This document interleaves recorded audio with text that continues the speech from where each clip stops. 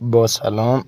مهدی هستم و اولین ویدیو یوتیوبمه و اومدیم با آموزش ساخت باروت سیاه. خب موارد لازم: پتاسیم نیترات و پودر زغال و اندکی هم گوگرد. واسه به دست آوردن پودر زغال باید زغال رو بکوبید و پودرش کنید تا بشه پودر زغال. خب ابتدا ترازو رو میاریم و پتاسیم نیترات رو به مقدار اینجوریه که باید 75% پتاسیم نیترات و 10% گوگرد و 15% اون باید زغال باشه.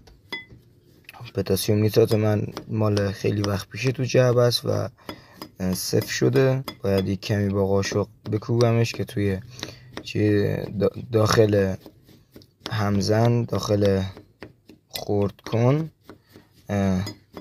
آتیش نگیره.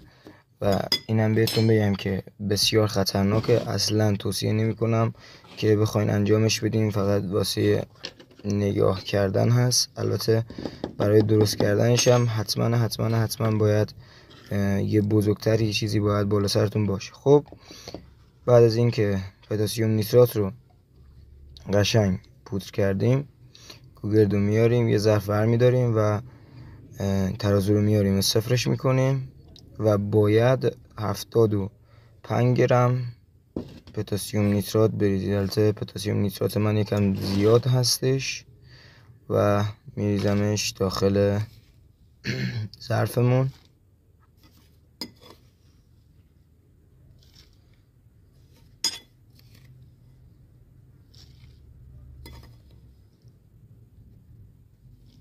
خب مثل این که از 75 گرم داره بیشتر میشه. خب با ظرف میریزم ببینم چقدر میشه، بتونم درصد گیری کنم. چقدر شد؟ مثل این رو هم تمیز کنم بریزم. شد 115 گرم. خب حالا باید من اینو 75 گرم میکنم و میام. خب من اینو 75 گرم کردم و ترازو رو الان صفرش میکنیم. خب حالا باید 10 گرم گوگرد رو اضافه کنیم.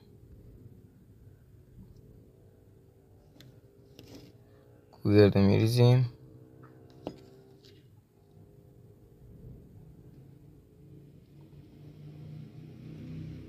از 10 گرم بیشتر شد، من باید بردارم. خب خوبشه 10 گرم. 10 گرم خوبشه. و دوباره صفرش میکنیم و پودر زغال رو بهش اضافه میکنیم.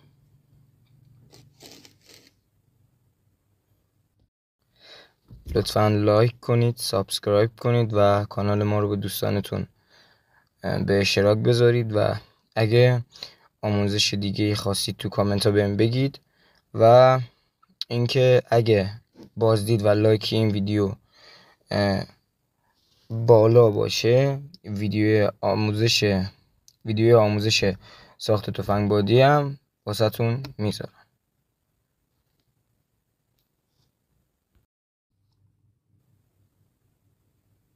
باید 15 گرم پودر زغال باشه.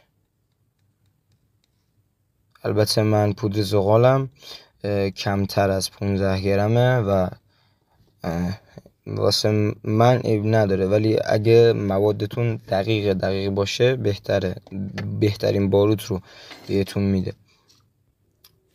پودر زغال من کمتر. خب حالا مواد رو میریزیم داخل آسیاب و باید آسیابش کنیم.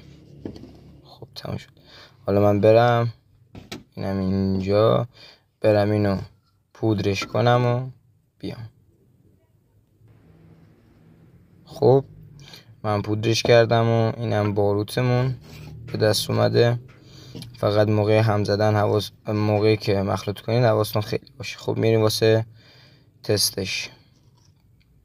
کمی باروت رو برمیداریم. فقط بهتون بگم که نباید داخل خونه تستش کنید، چون هم آتیش و هم دود بسیار زیادی از خودش بیرون میده. کبریتو میاریم و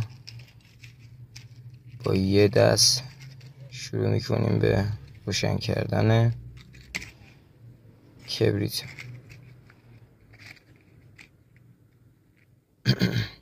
خب